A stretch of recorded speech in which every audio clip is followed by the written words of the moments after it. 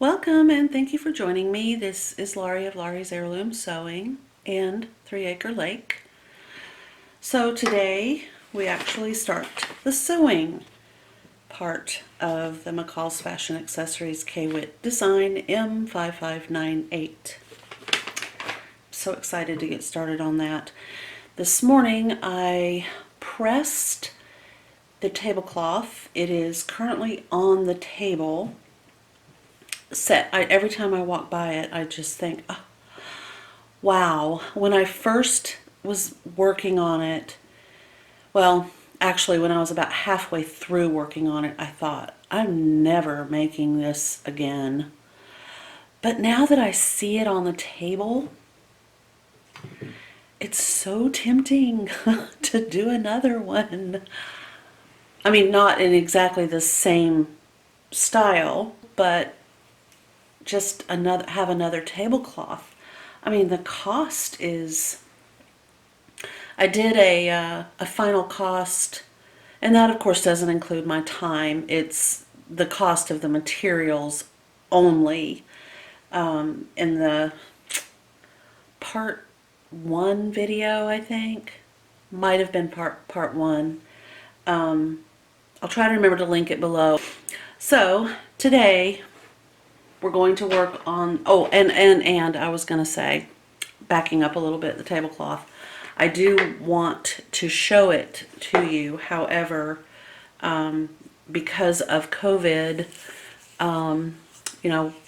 people are working from home. My husband is in a meeting on the phone, and I don't want to be in the main part of the house. I don't know that it would interfere, but I just, out of respect, I think I'll just wait until either the meeting ends or this evening, and then I can just tack it on to the end of this video so you can see.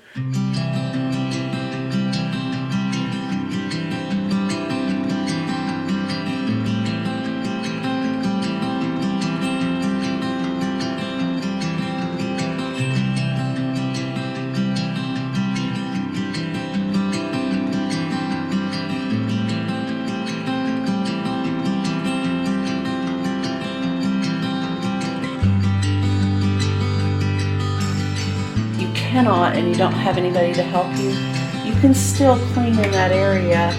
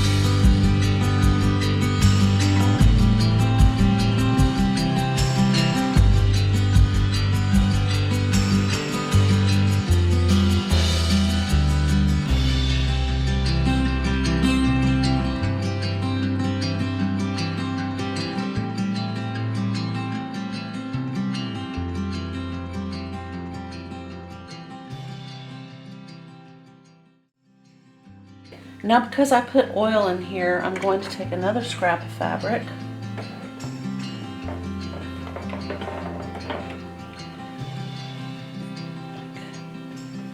Just to make sure I'm not going to transfer any of that oil onto my fabric. I shouldn't, but you never know. It's always a good idea.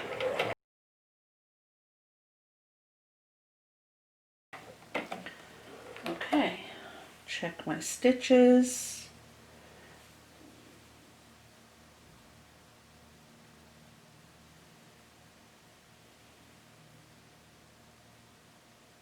Looks good.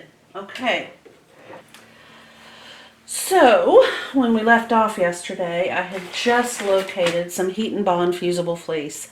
I'll see if I can use it in conjunction with this Heat and Bond heavy interfacing, fusible interfacing. Don't know, maybe I can, maybe it's not going to work. but we're going to go forward and find out. I'm going to get you guys set up there. Now, I'm going to go straight into the directions. We have both pages put back together. I think we did that yesterday. Okay. Just a quick rundown. We don't need to talk about cutting and marking because we've already done that, but we are going to review, here we go, sewing information. That's usually on that first page, but for whatever reason, it's on the second page, page 2. So right here it says seam allowances. You use a 1/4 inch seam allowance, which is 6 millimeters, unless otherwise indicated. It tells us that we need to trim corners, inside seams, notch outer curves, and clip inner curves. And that we should pin and fit. That's not relevant to this particular project. Pinning and fitting would not be something we would be doing on a tote bag. But we can always check and double check with our seams, our seam allowances, and whatever else we need to do. Okay, they want us to press the seam allowances flat, which I talked about, I think, in the part where I had deleted all those great tips. So we're going to pretend, like we always do, this is our fabric. We've stitched along this line. We're going to press it right here with the seam allowances flat together and the stitching right there. We're just going to press that together. Basically what that does is it helps the fabric and the thread sort of marry. It just brings those two textiles together, okay? Once we've done that, we can then either press those seam allowances open, trim them, grade them, fell them, however we want to treat them. But once we've done that, we need to do that first, okay? And then basically if you run across a sewing term, for example, we will use the term slip stitch. If it is in bold in here, in the directions, they will usually be followed by what they mean. So if they type in the word slip stitch in bold print, the explanation for what that means and what to do will follow underneath. Usually, I'll just say usually. Okay, so now we're going to start right here with step number 1. And I usually grab a pen or something because I find myself having to make notes, especially when I'm doing a project where I have contrast fabric that's going to be all over the place, because it's so easy to get turned around and upside down and backwards when you're doing something that has pieces that aren't all one piece. The lining should be a breeze, but you know, we don't know yet. So, oh, and in this particular pattern, all illustrations are of this small bag unless they say it's a different size, okay? So the first thing we're going to do is fuse the interfacing to the wrong side of each matching contrast section. So, do not apply interfacing to the handle. You are supposed to put it fleece, but do not put it on the handle. So the directions are for 4, we need interfacing. For 5, we need interfacing, and for 8, we need interfacing. Now yesterday, I went ahead and cut the interfacing for the loops. I've got to do interfacing for the pocket and interfacing for piece number 5, which is this piece right here. So I'll go ahead and cut all of that, and when I come back, we're going to start sewing.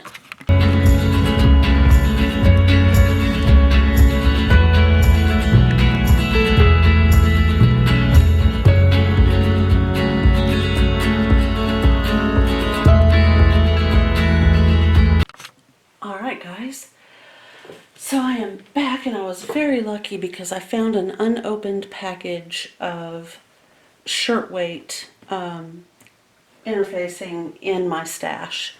I thought I had one, and I didn't really want to use the Heat and Bond fusible fleece on one element of this bag if I didn't use it on all of the elements. So when I found this right here that I put the pocket on, it just made my day.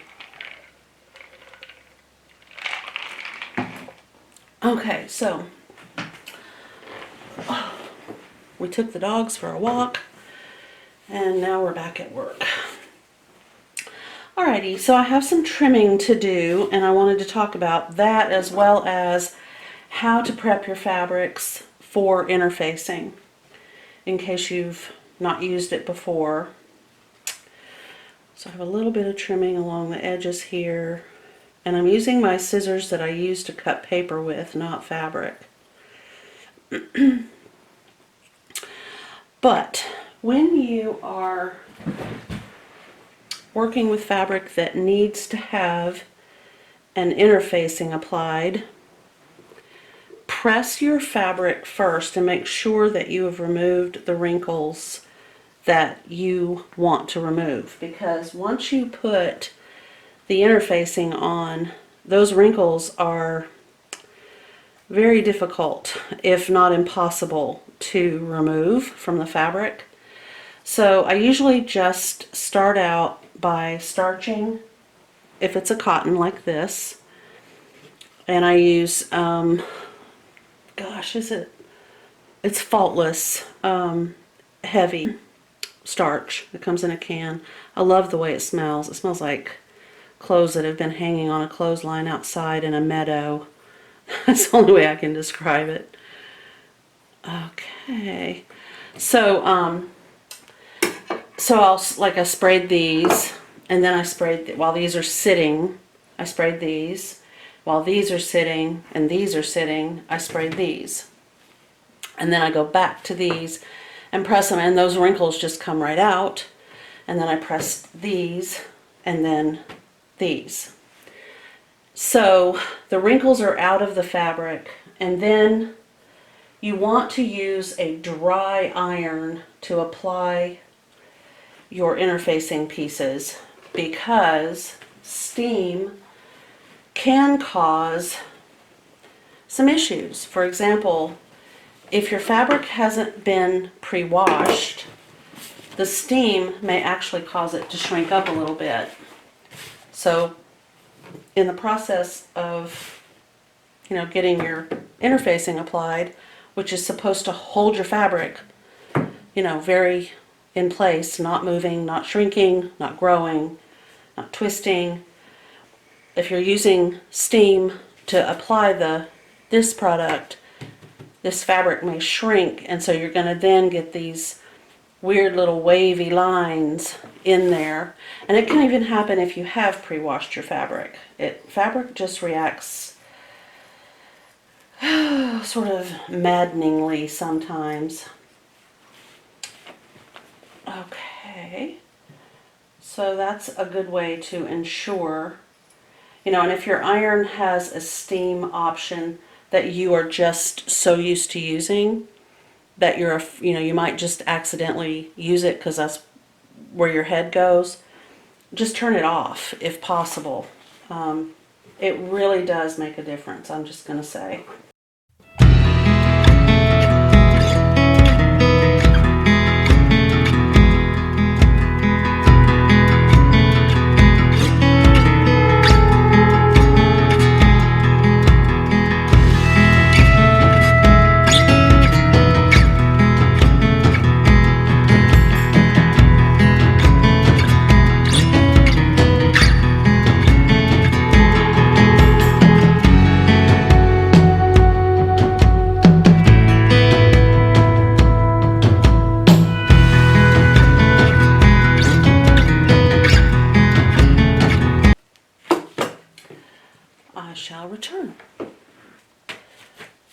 piece number 2 and piece number 1. So I have piece number 1 and piece number 2. And we're supposed to stitch them together right across this lower and upper seam where they meet. For the left front, we're going to stitch 1 contrast number 3 lower front and back panel to the lower front edge of 1 contrast number 1 upper front and back panel, which is piece number 2. So we're going to take one of these piece number 2 pieces and place it on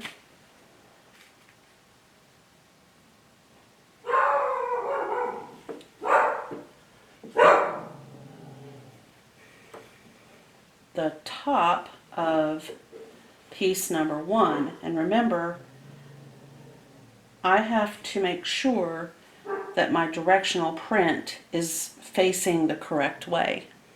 If I had this turned around this way, when I opened it up, this design would be upside down to me. So I'm going to flip it over and check it to make sure it's correct, which it is. And using a 1/4 inch seam allowance, I'm going to stitch it together.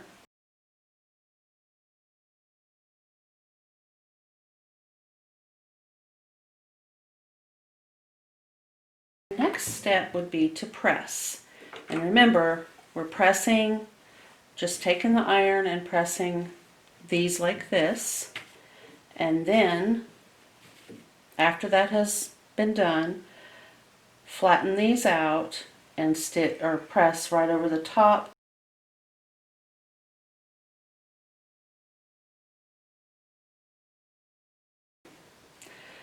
Okay, so that's what I'm going to do, and I'll be right back.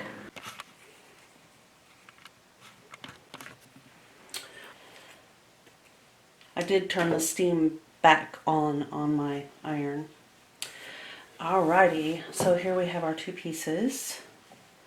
Aren't they adorable? I think they're really cute. And so the next step in this process is to pin the left front and the right front together at the center front, matching your seams. So the seam that we just stitched, where the 2 pieces of fabric come together, we need to turn this right sides facing the other right sides. And we need to make sure that the seam that we created is literally matched up. Like so. And then we're going to pin that. And I'm pinning it on both pieces of fabric, or on both sides of that seam. Okay. Okay, here we go. I am going to lock these stitches in place. Okay, so 4 stitches in. Then I'm going to push this reverse button here and go backwards. And then go forwards again.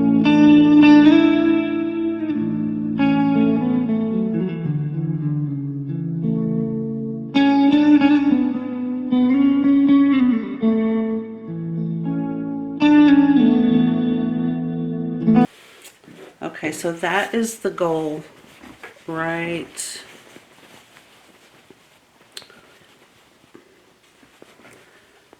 there. I don't know if you can see, but you want this seam and this seam, you want this all matched up. I'll go press it, and then that might make it easier to see.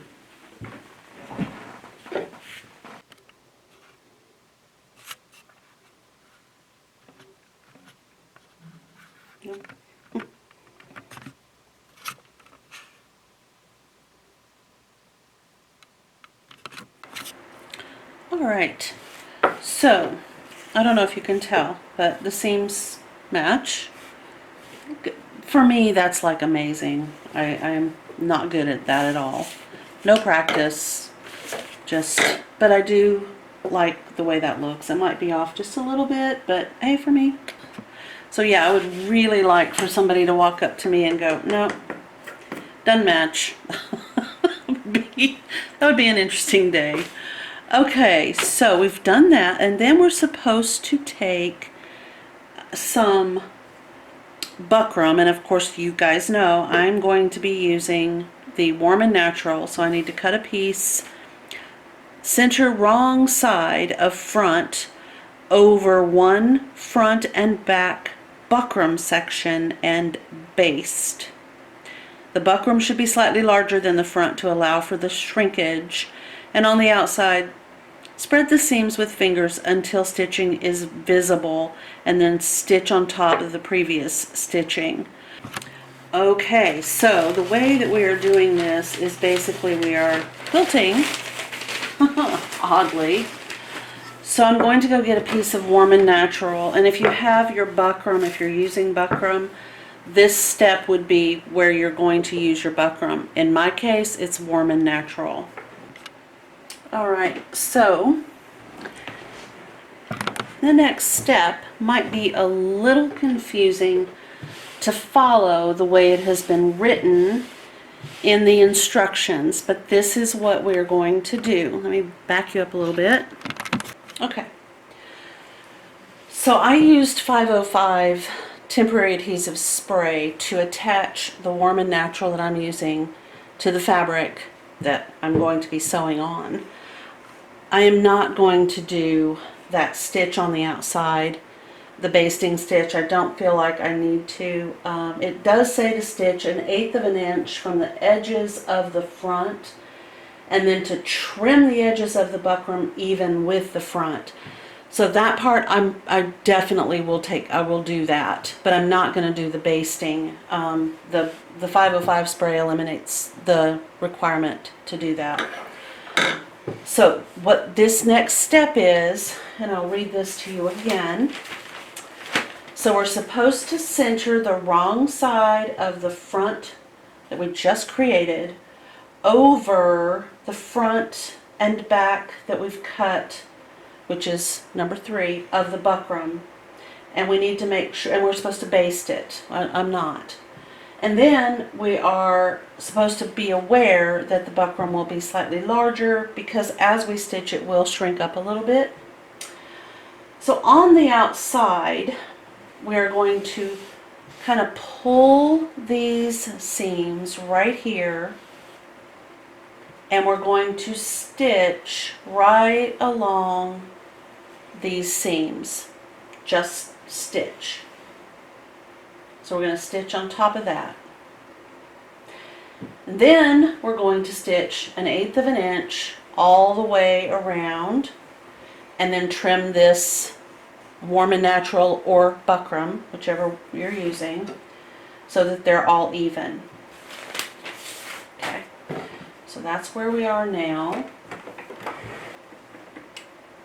So just make sure that the needle is going straight into where the seam is, and then stitch. And you can use a slightly bigger stitch. You know, you can use a 3.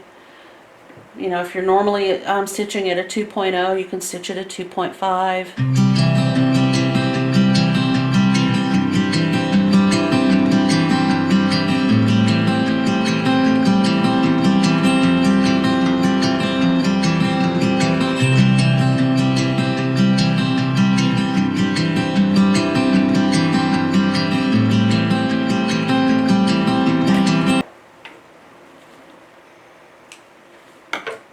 So on the back it should look like this. And on the front it should look like this. Or right side up, I guess, like that. Okay. So there we have that. Then we're going to center one fleece over the buckram side of this. So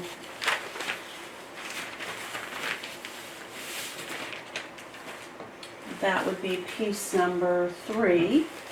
which I believe is this right here, yes, which we cut ahead of time yesterday. So as you can see, I'm going to have 2 layers of the fleece instead of a layer of buckram and then a layer of fleece. Alrighty, so I have 2 pieces of fleece, or excuse me, Warm and Natural. One has been stitched to the front and one has just been glued basically. After I do 505 on, especially on a fleece, I go ahead and press it. That kind of seems to make it stick even better. Alright, so we've done that. Now we're going to do the exact same thing to get the back of the bag. So all the steps that we did to create this, we're going to replicate to create the back. And I'm just going to go ahead and do it, so when I come back we'll have 2 of these. Alright, so I have a back section and a front section. The next step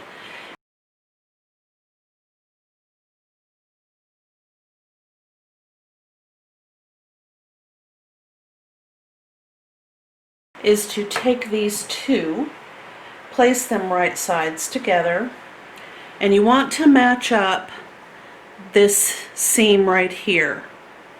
The fabric doesn't have to be the same, it just happens to be in my case, but that seam right there and right there needs to meet up to be pretty. So we're going to do that in the usual manner, using either pins or clips, whichever you prefer. And you need to do it on both sides. So match that up and then match this up right here. Which this, you know, it should be fairly easy to get these 2 to meet up. Just kind of pay attention. One thing I can suggest, the temptation that most of us have is to start, get this matched up, is to start stitching up here and just stitch and then stitch across the bottom and then stitch up. However, my suggestion for even stitching is to stitch this side, turn this over, stitch this side over here, and then stitch across the bottom. And that is what I am going to do.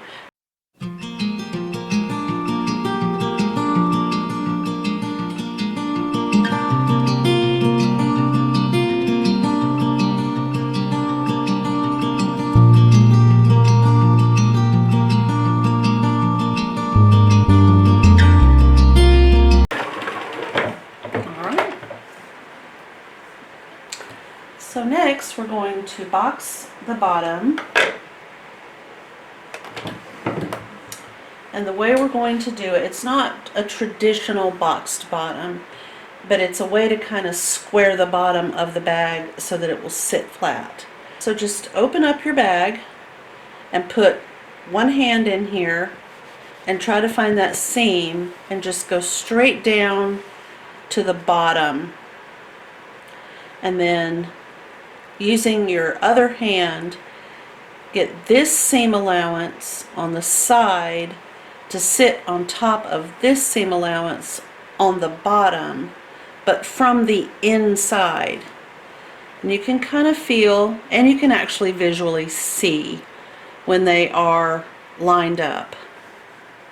You can feel inside the bag, okay, there's the bottom seam allowance, and there's the side seam allowance, okay? I'm going to pin this right across here, like so. That's what you should have right there. And then just set it like so. And our instructions tell us right here, step 11, for size medium, stitch 3 inches. And we're going to be stitching 3 inches from the point up. So take a measuring device. I'm just going to grab the first thing I have right here. I need to find 3 inches, so 1, 2, 3. I can put the 1 right here on the point, and here's the 3 way up here. So we just need to make a mark where that 3 inches is, and then just draw right across like so, like that. And we're going to stitch, zoop, but we need to make sure that we don't have any bubbles or any gaps or anything on the bottom of that stitching area. Okay? We'll use a straight stitch, and we're just going to stitch right on that line.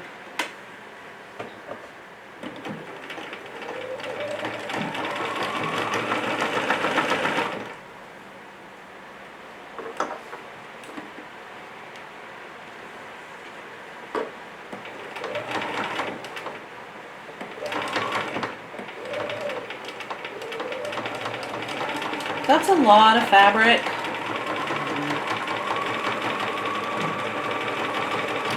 That is a lot of fabric to stitch through, so go slowly. Give your machine, a break. Okay. Now we are to turn our bag to the right side. So right side's out, and poke out those corners like so.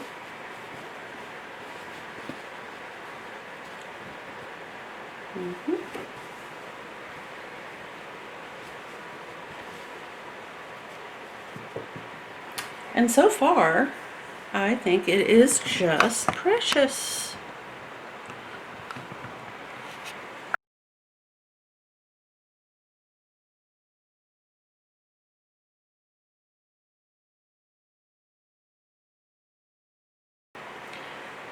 Now the instructions are to press, which you could do. And if you take it to the iron, I would press it by flattening this down and then go turn around and flatten the other side and give that a press. That kind of gives that boxed bottom a nice crisp look, like that. Okay. Alright, I'm going to set this aside for just a minute while we work on the pocket, I believe is the next step. Indeed it is. Okay, so you should have 2 pocket pieces that look like this. They're about this size, and they have been interfaced with fusible interfacing. So we are going to fold our pocket right sides together.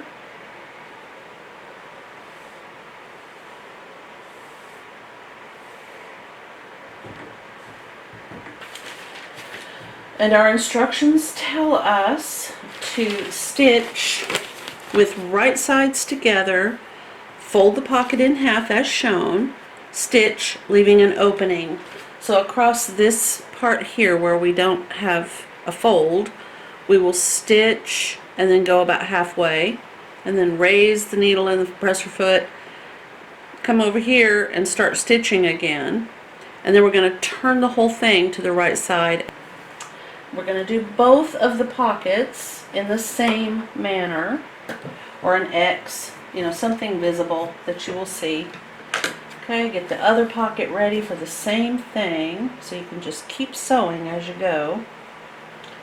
And make sure your fabric is attached to the interfacing, otherwise you might have a bubble or a gap when you turn it right side out. If you're having a hard time getting your interfacing to stick to the fabric, just peel it off. Use a little bit of Elmer's glue. You can certainly do that. I've seen people do, you can use a glue stick. I have several glue sticks that I use, and just glue it on and then hit it with the iron, and you should be good to go. Of course, I'm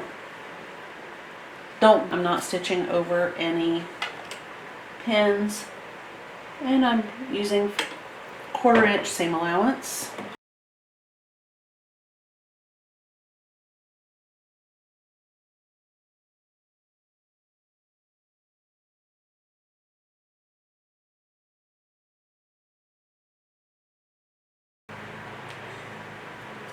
Now I want these to be nice and neat, so I'm going to clip this corner off right here, not clipping over my stitches. I'm going to do the same thing right here. I'm going to clip these seams to about 1/8 of an inch.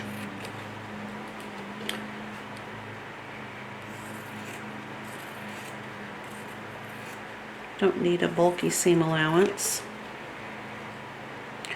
And right here, I'm going to kind of just do that.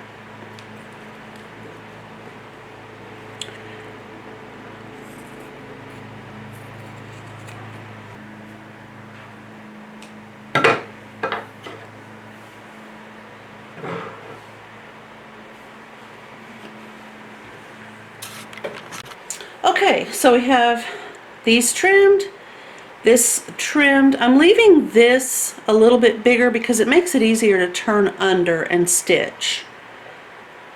So now we are just simply going to flip our pockets to the right side, like so. And you're definitely going to want to have a turning tool of some type. I don't recommend using scissors. You might be broken-hearted should you choose to use your scissors. If you have a chopstick, that works very well, or a turning tool also works really well.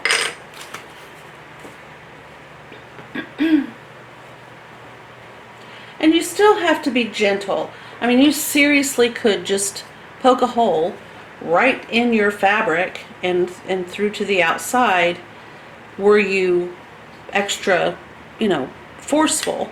So just gently kind of, you just want that corner poked out like this. This is a nice pocket, I keep wanting to say recipe, a pattern. So if you want to make your own tote with other techniques, this is a good pocket to remember. And then so you just flip this to the inside, even with your stitching here, and you do the same thing on the other side, and then you just kind of press or pin them down like so.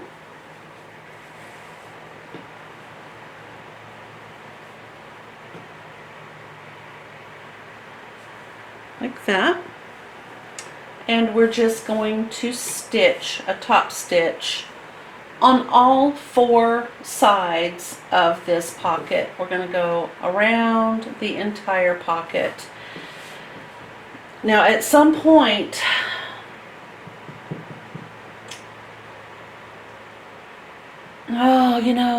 let's just take that. What you can do, and occasionally I use this to put a zipper. If I need to hold a zipper in place, I'll put this tape under the zipper, and then, you know, it's like basting it without actually basting it. All right, so the pockets have been pressed flat and the tape is holding the openings closed. I didn't really do a very good job on this one, but I can just turn it this way. Okay. All right, so now what we need to do is center a pocket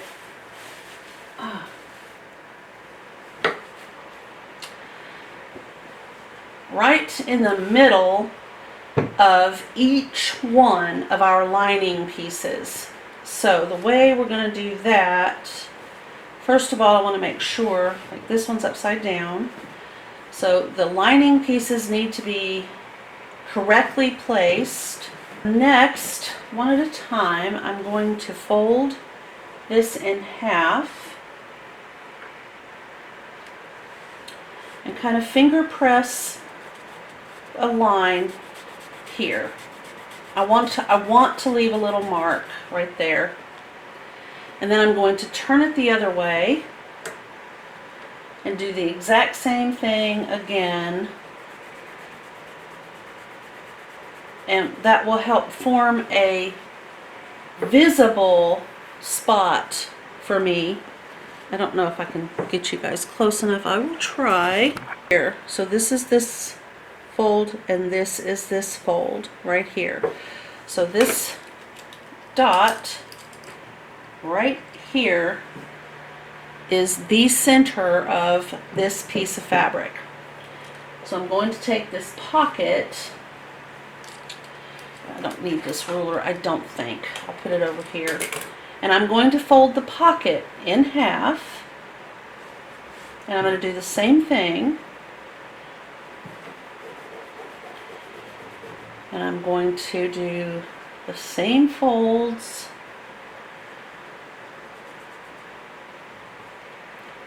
like that.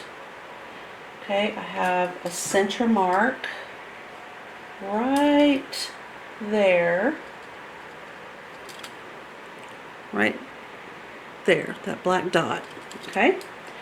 And the bottom of the pocket needs to go on the bottom of the inside of this.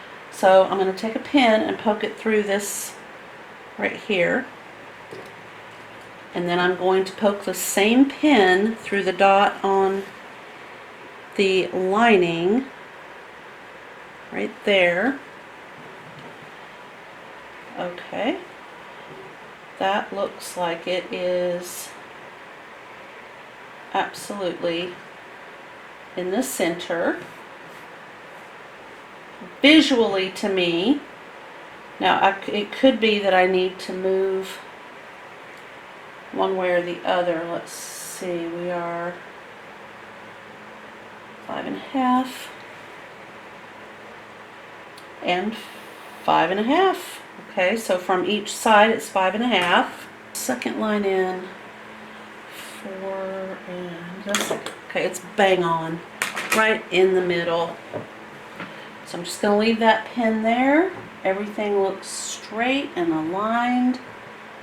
This line is lined up with this line that I folded. So now I'm going to pin the pocket where it is. Just going to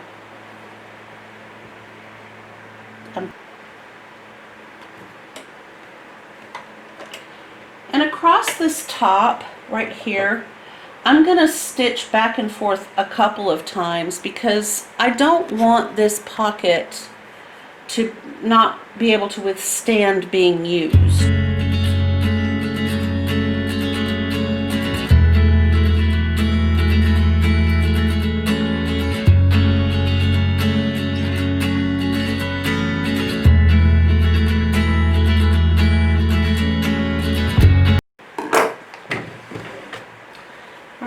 I'm going to remove the pins,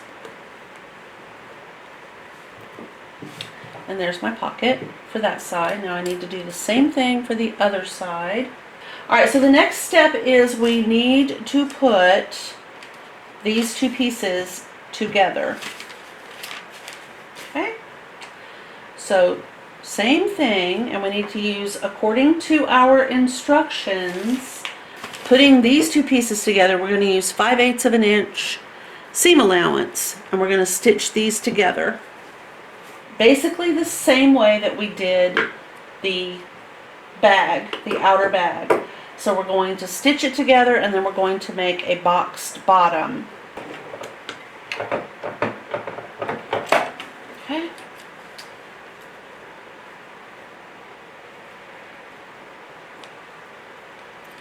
And then trim that off about 1/8 of an inch from that stitching. Okay, now you probably are thinking, well, you need to turn that right side out. No, this stays like this. And the reason for that, to some it makes perfect sense, and to others, like me, the first time I made a bag, I could not figure this out. You just slip this in here like this. You want the wrong side of the lining to be on the wrong side of the bag.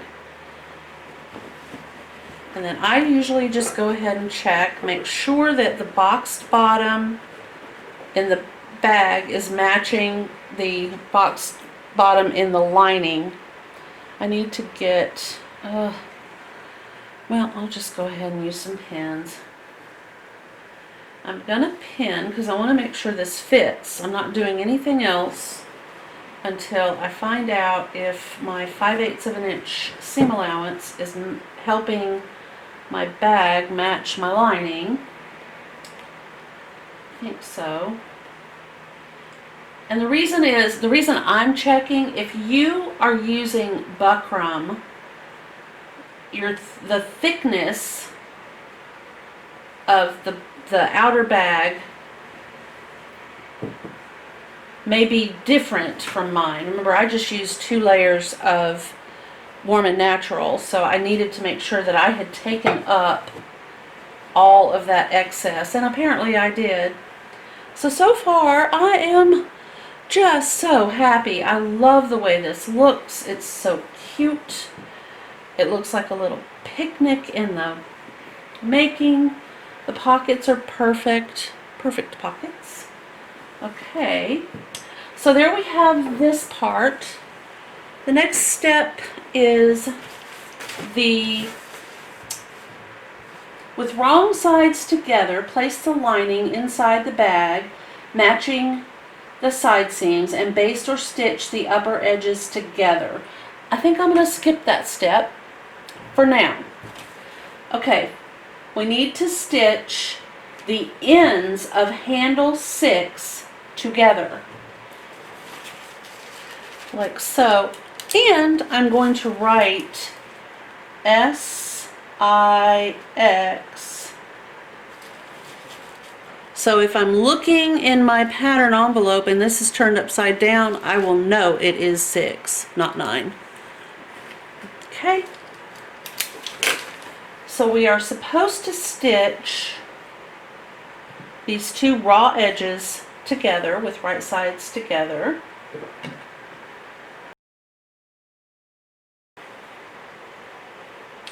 And then the next step is for size large. So we're going to skip this one. This is for us. This is for size large. So now back to this. For all sizes, we are going to center the handle fleece, which is this long piece number 7. I'm going to remove these pins as well. I could probably make 2 of these tote bags in one day without any trouble, but things come up and things happen, and it's just like, what?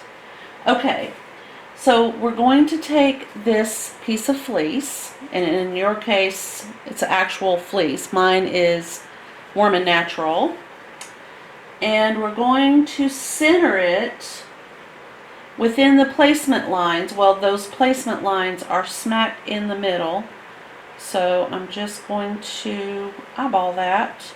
You can certainly mark them if you need to. I'm going to put this here.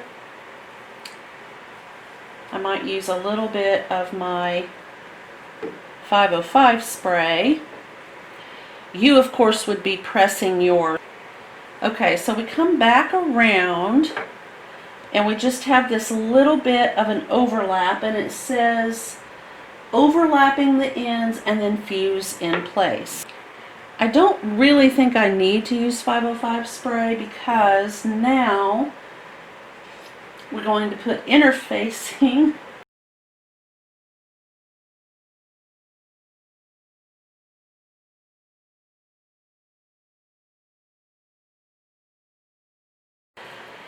So basically what I did is I fused with 505 the ends of my Warm and Natural right here with some 505, and then I took the piece of interfacing that I'm working on right now and laid it over the top. And then, of course, you know, I had pins holding my fleece, my Warm and Natural down, so I had to remove those pins and then press the interfacing to the fabric and this piece of Warm and Natural. We're going to turn in 1/4 of an inch on one of these long sides, either this one or this one. Okay? Press it down. So first we're going to turn in a raw long edge of the handle to the inside along the edge of the fleece. Goes up to the edge of the fleece right here like this. Okay? And we're going to then the pressed long edge over the raw edge like this.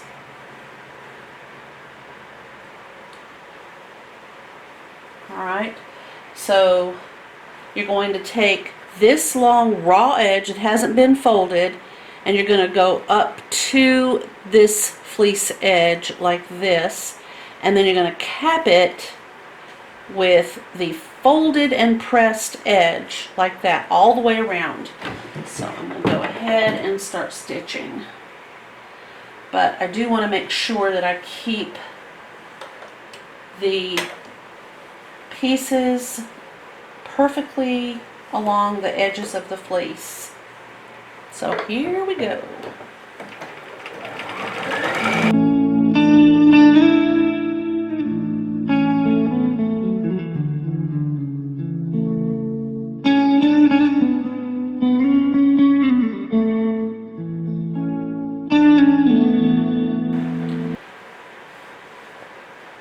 So fold it, don't fold it this way with the stitching like this and that fold on the inside. Fold it this way with the stitching on the outside so that both sides look the same. You're going to have an edge over here and an edge over here. And then you're going to stitch close to this edge that's not stitched down.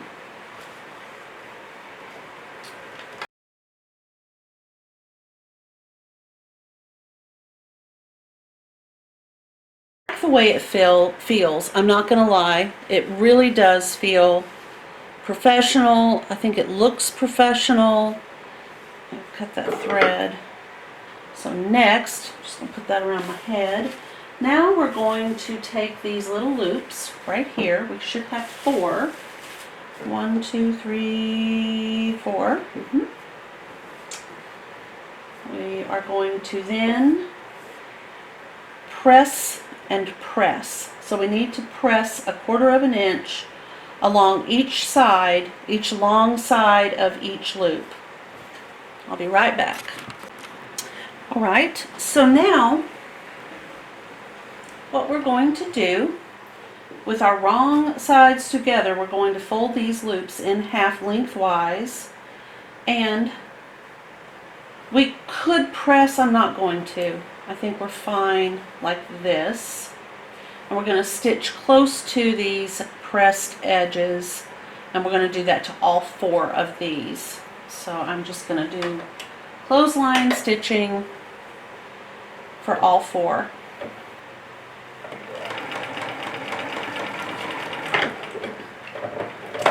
Okay. And now just unclip them from the clothesline. Haha.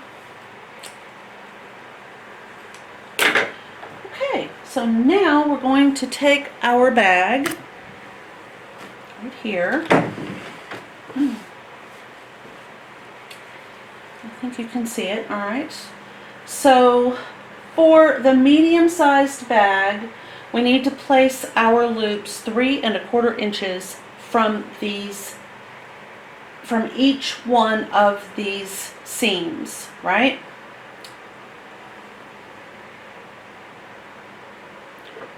So one loop, let's see.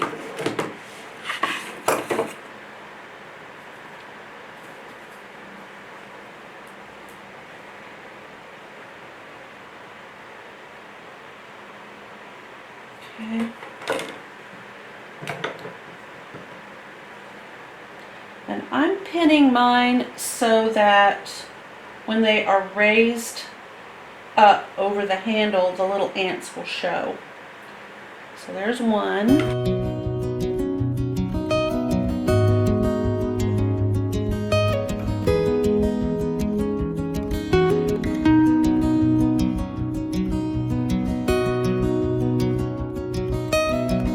We have these little guys on, and the top of our bag has been stitched together with the lining. Got a little bit of lining sticking out here. I'm going to trim that down. Okay, so our next step is to take our handle and put it around the top of our bag, like so. Place handle around bag over the loops, and then bring the remaining end of the loop up, like so.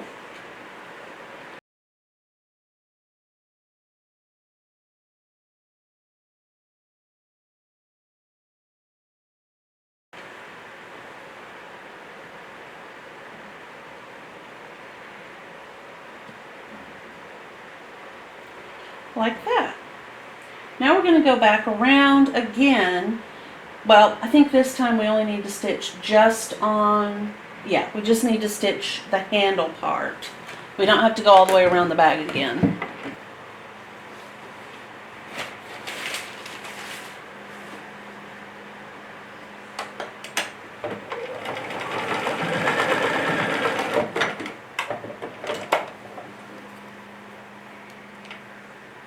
Okay. So there's the handles attached.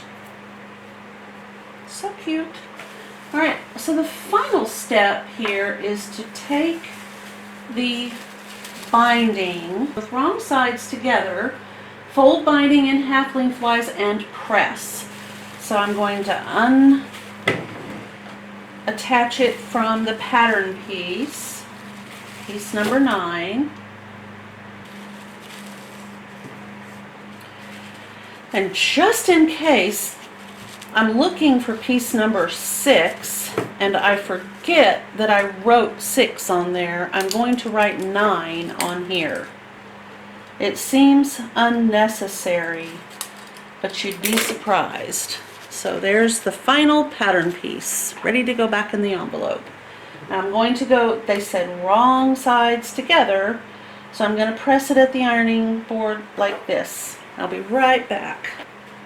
If you have directional print, you need to remember to check it or your binding will be upside down, and you don't want that. Or I don't know, maybe you do. I know I don't. I want my binding to be right side up. I'm going over the top of these little loops that my bag handle is attached to. Go all the way around.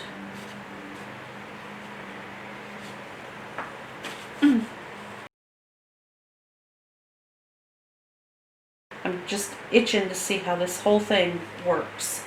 Okay, so now when I get around over here to where the edges meet, like right here, I'm going to unpin this, I'm going to open this up, and I'm going to fold this under,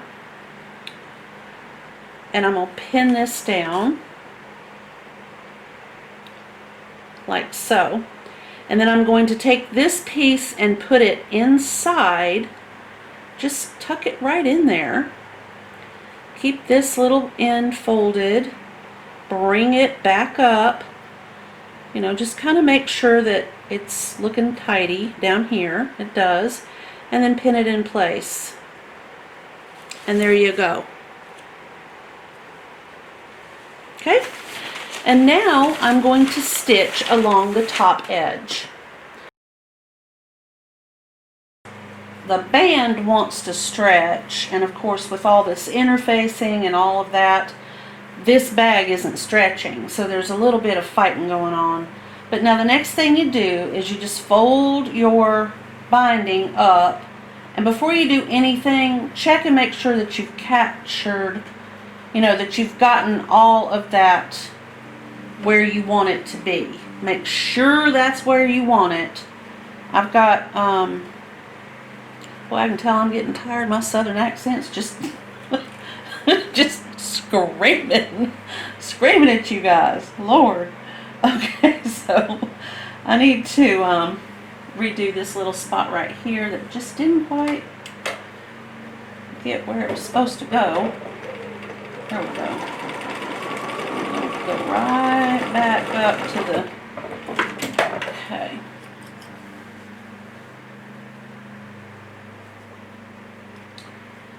Okay.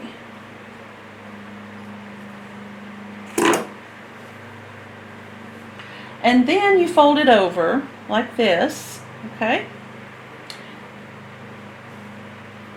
And you have the choice. You can either decide to do a top stitch around your bag. You can stitch in the ditch. That's literally absolutely as legal as it can possibly be.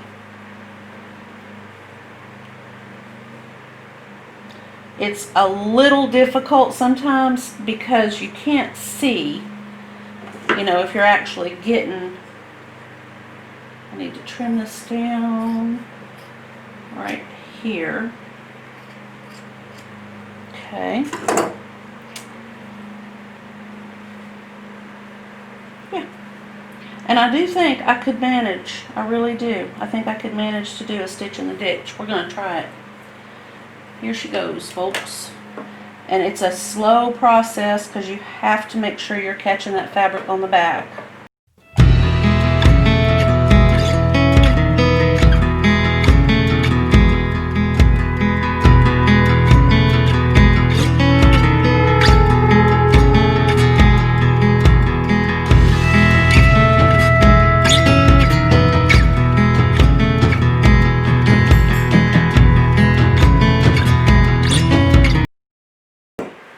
Alright, so the best part of all is the seeing how this handle thing works. This is just the cutest thing. Okay, so when you take it off the sewing machine, this is what it looks like with your little loops like this. So you just lift them up like so, and you pull from the center right here, and there they are, just like on the pattern. I'll show you the pattern picture again if I can find it. Here it is.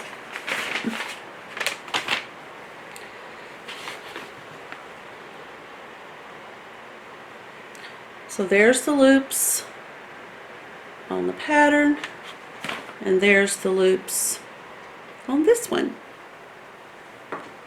And I am absolutely enchanted. Now evidently, if you want to use it as a shoulder bag, you just simply pull on one side like this, And then you've got, yeah, you can just put it over your shoulder with this big long strap. But if you don't, if you want it to be a handbag, then you just do like that. Well, isn't that something? That is just, I love it. I absolutely love it. And for the first time in I don't know how long, I've made myself a tote. It's been a couple years. I will definitely use it. It sits up nice and pretty and strong. It opens up good. It's got pockets. It's cute on the inside. It's cute on the outside. It's quite easy to operate. If you have seen this video and you've tried to do any of these steps and it was too fast, or I didn't go over something that you wanted to see, please drop me a comment and I will do a walkthrough. I can even, you know, just go through the entire pattern again. So just make sure that you let me know. You can find me at Laurie's Heirloom Sewing on Facebook. You can find me at 3 Acre Lake on Facebook.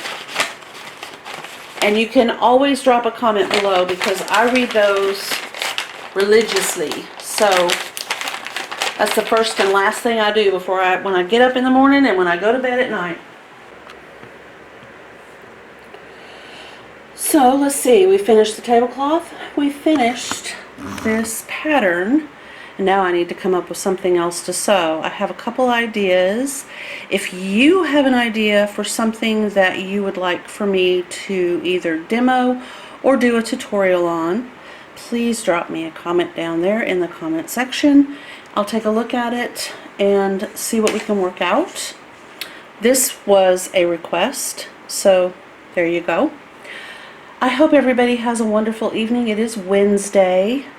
It is August the 19th, 2020. I will see you in the next video. Thank you.